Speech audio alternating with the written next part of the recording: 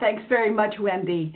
All right, folks, what we're going to do today is I'm going to talk for 15 minutes, respecting your time. And then at the end, for any questions, I'll stick around as long as there are questions. Today, we're talking about how to talk about burnout, including what needs to change in the culture in order for us to be able to talk about it. And the reason we're talking about it is because that's the most common question I get, or that's one of the important reasons. And we will get to why this cheetah is relevant to the conversation in just a little while.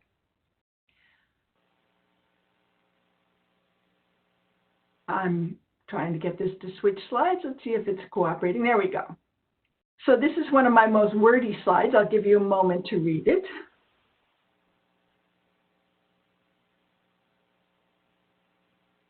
This may be you. It may be someone you know.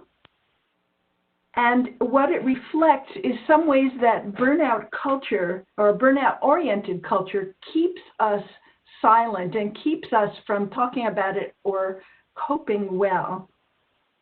If you know someone who appears to be going through some of this, one of the most important things to do is to just check in and to try to do that with an open-ended question, like, how are you doing? The most common answer you'll get to that is, fine, how are you? You can take it up a notch just by normalizing the whole burnout and stress question, as in, I know some people that are very stressed right now. How are you doing? That gives people a little more of an opening to talk about it. And be prepared with some resources to offer them. Let's talk about the culture a little bit. All right, where did that? There we go. So those questions, that setup reflects the general culture that burnout is shameful. My point of view is that burnout is a process like any other process. We'll talk about that a little bit more in just a second here. And part of it involves the expectation that pushing hard is enough to assure success. What we're going to do today is talk about how to understand and redefine burnout so we can talk about it better. And as far as the culture is concerned, how we can build resources in our culture that prevent burnout. So we're going to be talking about treatment and prevention essentially right here. I want to start with the definition of burnout. We talked about this a little bit yesterday. Emotional exhaustion is the inability to give emotionally any more, to put out any more emotional energy. It can be felt as physical exhaustion, bone deep, even soul deep exhaustion. Depersonalization or disconnection tends to show up as cynicism or being snide or being cranky, not being able to get to work, really. And the low sense of accomplishment is not present in all people with burnout, but when it is, that sense that nothing you do really matters can be one of the most painful parts of it. The reason these turn up is because we cope and cope and cope with stress to the best of our ability, but in ways that tend to not be productive in the long term. So it's just a process that happens based on our struggles to cope with stress.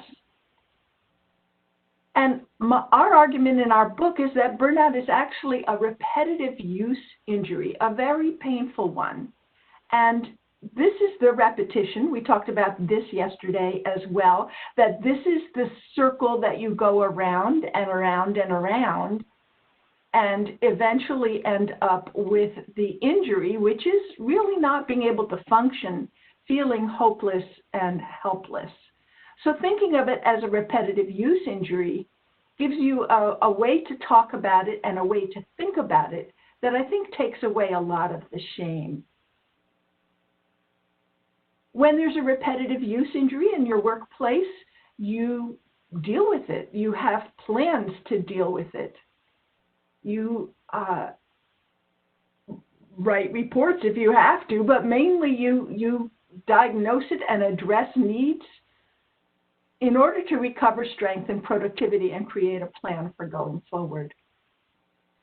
I propose that with burnout, the same kind of thing needs to happen, and that thinking of it as a repetitive use injury makes it more possible to do that. And we want to see the slide again back here, this one. If you review my talk from yesterday, I talked about this at some length.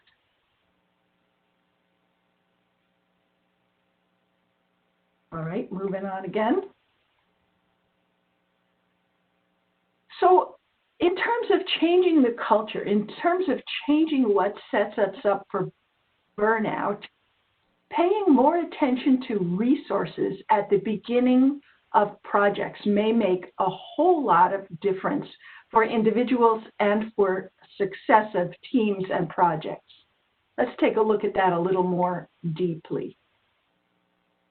There was an article in the Harvard Business Review a couple years ago, 40 years ago now, where they did a study on many teams who had stretch goals, which are also known as big, hairy, audacious goals, which is my cheetah here. He's a or she maybe is a big, hairy, audacious goal climbing into the car with you. Here's the question: will your stretch goal or big, hairy, audacious goal be a kitty cat that you want in your house with you or in your office with you, or will it be a fanged, destructive monster? Come on, slides.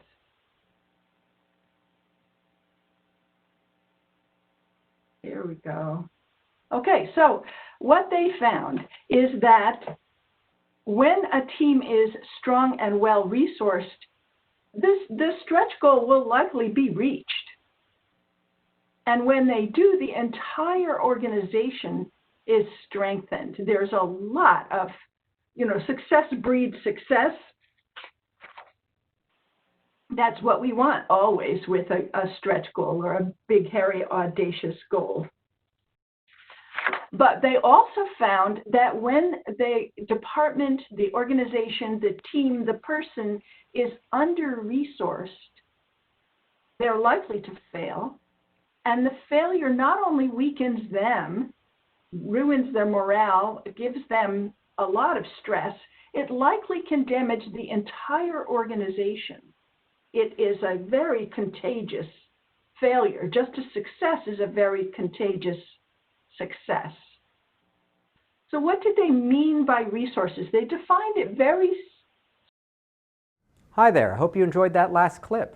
My name is Michael Maludis, and if you'd like to watch the full 60 minutes of that last webcast, while also gaining complete unlimited access to our entire library of IT learning, simply visit our subscribe page at greatpro.org/subscribe. Unlimited annual access is $199 per year, but if you use the coupon code LEARN2EARN, you can drop that membership fee to just $149. That's less than $13 per month for unlimited access to over 1,000 hours of on-demand career development, covering the entire spectrum of IT management best practices, including business analysis and requirements, software development, quality and testing, risk management, process improvement, project management, and even digital transformation. But your membership doesn't just give you unlimited access to our vast learning library. You also get free access to our mobile app, as well as direct access to our network of over 300 of the world's leading IT consultants, all of whom are dedicated to putting practical knowledge at your fingertips so that you can learn more and earn more. I hope you will join me in becoming a member of the Great IT Professional and advancing your career with us. And if you're on YouTube, don't forget to hit that subscribe button above so that you get notified whenever we publish new free webcasts each week of the year. Thank you for your time and best wishes for your continued success.